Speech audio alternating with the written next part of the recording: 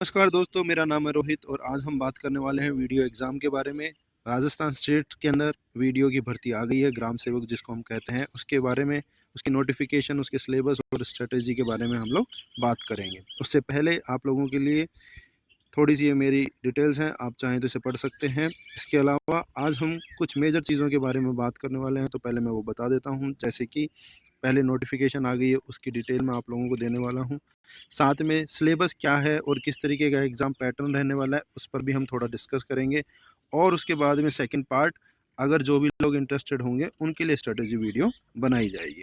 तो सबसे पहले मैं आप लोगों के साथ में शेयर करता हूँ न्यूज़ के अंदर आई हुई जो हमारी एक ऑफिशियल, एक तरीके से आप कह सकते हैं, डिटेल उसको।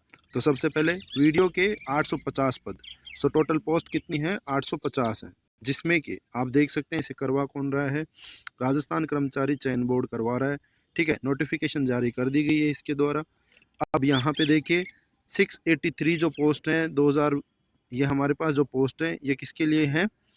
नॉन टीएसपी, और टीएसपी के लिए हैं 167 पोस्ट। अब हम बात कर लेते हैं इसके बाद में कि एग्ज़ाम की जो आवेदन की प्रक्रिया है वो स्टार्ट होगी हमारी 19 जून से, मतलब कि कल से स्टार्ट हो जाएगी। आज 18 तारीख है। इसके बाद में अगर हम बात करें, अंतिम तिथि जो है वो है हमारे पास में 18 जुलाई, मतलब करीब करीब एक महीने का टाइम है आप लोगों के पास में, आप इस फॉर्म को लगा सकते हैं। अब बात कर लेते हैं कि एलिजिबिलिटी क्या है। तो देखिए, एलिजिबिलिटी इस एग्ज़ाम के लिए आपका सिंपल सा है, वो सभी लोगों को पता है हमारे को, कि आपके पास में क्या होनी चाहिए?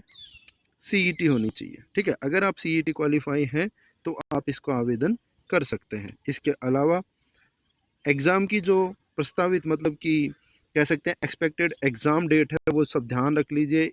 अगस्त में एग्ज़ाम होने की बात चल रही है।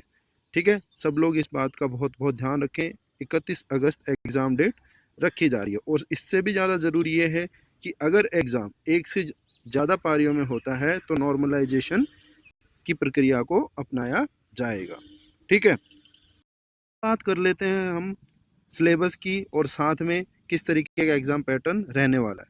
तो देखिए, एग्ज़ाम के अंदर जो सबसे बेसिक चीज़ है जो आपको ध्यान रखना है कि कुल पेपर के अंदर हमारे पास में क्वेश्चन आएंगे 160। ठीक है, और अंक होंगे हमारे पास में 200 अंक होंगे। पेपर कितने घंटे का होगा? 3 घंटे का पेपर होगा। बहुत ही बेसिक सी चीज़ है, कोई भी इसके अंदर घबराने वाली चीज़ नहीं है। अब आगे देखते हैं। यहाँ पे आपके पास में कुछ सब्जेक्ट्स दी हुई हैं। सब्जेक्ट के अंदर आप देख सकते हैं, सबसे पहली चीज़ भाषा ज्ञान।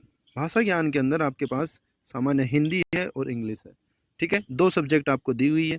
तीसरी आपके पास में जो सब्जेक्ट हो जाती है दैट इज़ मैथ। फिर आपके पास साइंस या जनरल साइंस जिसको कहते हैं, अब यहाँ पे सामान्य ज्ञान लिखा हुआ है, इसको जीएस करके बोलते हैं, तो यहाँ पर सभी सब्जेक्ट आ जाते हैं एक तरीके से। फिर भूगोल है। ठीक है, जियोग्राफी, प्राकृतिक संसाधन दैट इज़ नेचुरल रिसोर्सेज आपके हैं। साथ में राजस्थान के संदर्भ में कृषि और उसके आर्थिक संस्थान, जो भी हमारे इकोनॉमिक रिसोर्सेज हैं और एग्रीकल्चर राजस्थान का, ये हमें पढ़ना है।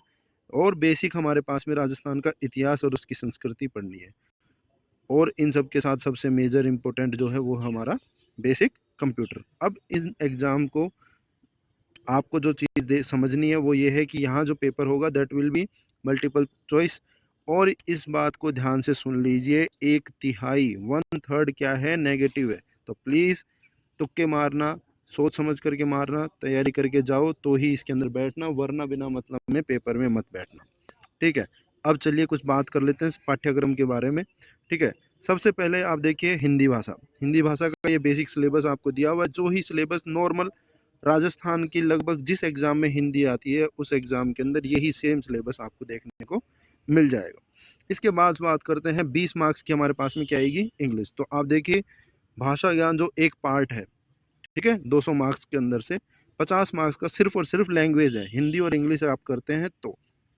इसके जो एमसीक्यू है पैराग्राफ बेस्ड भी आपको मिलेंगे। और सीनियर सेकेंडरी मतलब 12th लेवल तक की आपके पास में क्या आएगी? ग्रामर आएगी। गणित जो है वो देख लीजिए, आपके पास में अनुपात, प्रतिशत, औसत, बेसिक जो आपकी, मैं कह सकता हूँ 12th भी बहुत ज़्यादा हो जाएगा, पर 9, 10th, 11, 12 तक की जो आपके पास में गणित है, ठीक है, जैसे कि ये गुणनखंड, बहुपद के गुणनखंड, हाश, ये सब चीज़ें बेसिक है, ज्योमेट्री, ये सारी की सारी आप कर सकते हैं।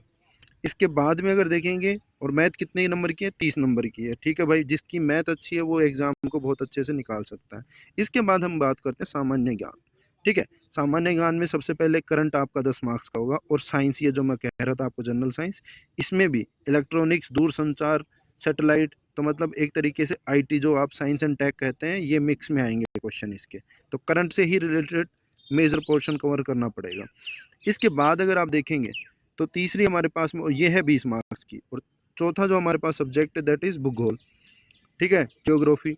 इसमें वर्ल्ड ज्योग्राफी है, जिसमें नदियां हैं, पहाड़ हैं, कौन सी सबसे बड़ी नदी है, कौन सी कहाँ से स्टार्ट होती है, उसके ऊपर कौन सा बांध बना हुआ है, कौन से कंट्री के अंदर से जाती है, कौन से नहीं जाती है, कौन से महासागर में गिरती है, कौन से समुद्र में गिरती है, ठीक है। इस तरीके के क्वेश्चंस डायरेक्ट डायरेक्ट पूछे जाएंगे। पहाड़, कौन से वाली सीरीज जो है पहाड़ों की यहाँ नहीं है, कौन सी सबसे ऊंची पहाड़ी है, इस तरीके के क्वेश्चन आपसे पूछे जाएंगे। इसके अलावा भारत भारत का पर्यावरण, एक तरीके से एनवायरनमेंट इंडिया के, जैसे कि हमारे फॉरेस्ट पूछ लिए, इससे रिलेटेड कौन सा ग्रीन एवरग्रीन फॉरेस्ट कहाँ पर है, अरुणाचल प्रदेश में कौन सा है, इस तरीके के। फिर मिट्टी के प्रकार हमारे जो भारत के हैं और राजस्थान के हैं, तो यहाँ पे देखिए राजस्थान की भौगोलिक, मतलब राजस्थान का तो ये सिलेबस जो बेसिक है, ये सारा का सारा ही पूछा जाएगा भाई। इसको जितना अच्छे से आप फैक्चुअल तरीके से याद कर सको उतना करना। मेरी ज्योग्राफी के अंदर अगर आपको क्लास चाहिए, बिकॉज मैंने ज्योग्राफी काफ़ी अच्छे से पढ़ी है और मैं पढ़ा रहा हूँ पिछले 3 साल से। अगर ज्योग्राफी राजस्थान की पढ़नी है तो आप कमेंट बॉक्स में ज़रूर बताएं कि सर ज्योग्राफी की क्लास स्टार्ट कर दो। मैं आप लोगों के लिए ज़्यादा बड़ी नहीं, 20-20 मिनट के अंदर सारे टॉपिक करवा दूंगा जो रिवीजन के लिए होंगे, ठीक है। मैं बेसिक नहीं पढ़ा सकता हूँ, बिकॉज बेसिक तो आपको खुद पढ़ना पड़ेगा। मैं रिवीजन करवा सकता हूँ जहाँ पे मेरे नोट्स होंगे, और मैं आपको सब कुछ आप फटाफट याद कर सकते हो या रिवाइज कर सकते हो। ये भी 30 मार्क्स का हो गया। आगे बढ़ते हैं। आगे आप देखिए, एक तरीके से इकोनॉमिक्स ही बोल सकते हैं इसको। 30 मार्क्स की है ये, जिसके अंदर कृषि भी है और आपकी इकोनॉमिक भी है, जिसमें खनिज आ गया हमारे, ठीक है, हस्तकला और ये बाकी सारी चीज़ें, संशोधन आ गया, ये थोड़ा सा पॉलिटी का पार्ट आ गया इसके अंदर, ये सब करना। इसके बाद जो आपके पास मेजर चीज़ है जो आपको देखने वाली है और सभी को डर लगता है जिस चीज़ से, वो है राजस्थान की संस्कृति और इतिहास, ठीक है। अब इसके अंदर क्या है हमारे पास में, बेसिक मध्यकाल की पृष्ठभूमि और बाकी की संगठन, एक तरीके से सामाजिक क्या हुआ, और स्वतंत्रता आंदोलन और राजनीतिक जागृति। मतलब अब इसमें मान लो सारा का सारा आएगा आपका 1857 से, और जो भी हमारे पास में जितने लड़ाई हुई, प्रजातंत्र और प्रजामंडल सॉरी, और जितना का जितना एकीकरण वगैरह, ये सब कोई भी क्वेश्चन रैंडम उठ करके आ सकता है, ठीक है। अब इसके बाद हम बात कर लेते हैं कि आपके पास में कंप्यूटर के अंदर क्या है। तो कंप्यूटर बहुत ही सिंपल सा है। कैरेक्टरिस्टिक ऑफ कंप्यूटर पूछ रखी है, मेमोरी के पास टाइप पूछे हुए हैं, इनपुट डिवाइस आउटपुट डिवाइस क्या होते हैं, कंप्यूटर सॉफ्टवेयर क्या होता है, ऑपरेटिंग सिस्टम क्या होता है, एमएस ऑफिस, हार्डवेयर सॉफ्टवेयर के अंदर रिलेशनशिप क्या, डिफरेंस क्या होता है। ये तो बेसिक सी चीज़ें हैं, ठीक है। ये बाकी ओएमआर और उन सब के बारे में डिटेल दी हुई है। तो प्लीज़ चैनल को सब्सक्राइब कर लीजिए आप लोग, और बाकी की जो डिटेल्स हैं वो आने वाले वीडियोज़ में हम आप लोगों के साथ में शेयर करते रहेंगे। Thank you so much. अगर अच्छा लगे तो प्लीज़ अपने दोस्तों के साथ ज़रूर शेयर करें और चैनल को सब्सक्राइब ज़रूर करें। Thank you so much. जय हिंद, वंदे मातरम।